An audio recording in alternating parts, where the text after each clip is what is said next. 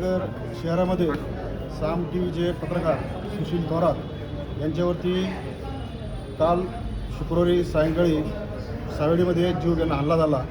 या हल्ल्याची पार्श्वभूमी ही हल्ला करणारे गुन्हेगार आहेत आणि त्या गुन्हेगारांची पार्श्वभूमी अवैध धंद्याची आहे। त्या अवैध धंद्याची बातमी सुशील थोरात यांनी एकदा पाठीमागे प्रसिद्ध केली होती आणि त्याचा राग या हल्लेखोराच्या मनामध्ये होता।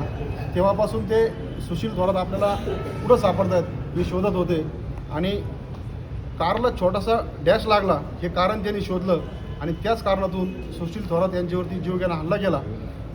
मध्यस्थी जर सोडासोडी करायला आले नसते तर कदाचित सुशील थोरातचा जीवही गेला असता। मात्र सुदैवानं सुशील थोरात या हल्ल्यातून बचावले।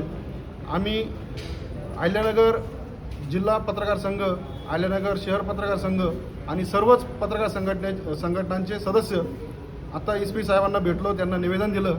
ह्या हल्लेखोरांची पार्श्वभूमी तपासावी, त्यांच्यावरती अनेक गुन्हे दाखल आहेत यापूर्वी, या गुन्हेगारावरती मोकोकाची कारवाई करावी आणि पत्रकार संरक्षण अधिनियमांतर्गत कारवाई करावी अशी मागणी आम्ही त्यांच्याकडे केलेली आहे।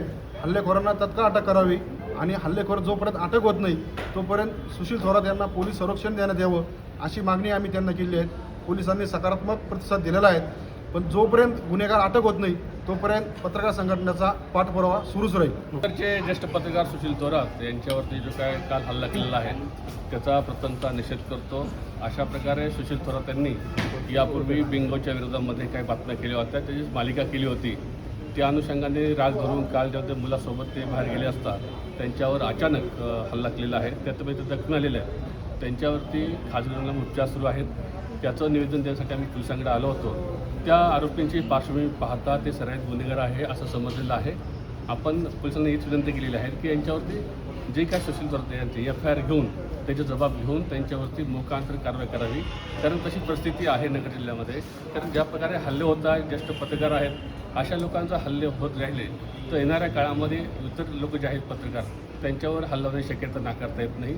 त्यामुळं वेळेच पोलिसांनी कारवाई करावी आणि जे काही सराईत गुन्हेगार आहेत त्यांच्यावर मोकांतरसुद्धा प्रस्ताव पाठवा आणि त्याचा प्रेस क्लब म्हणून आम्ही सगळं पाठपुरावा करू।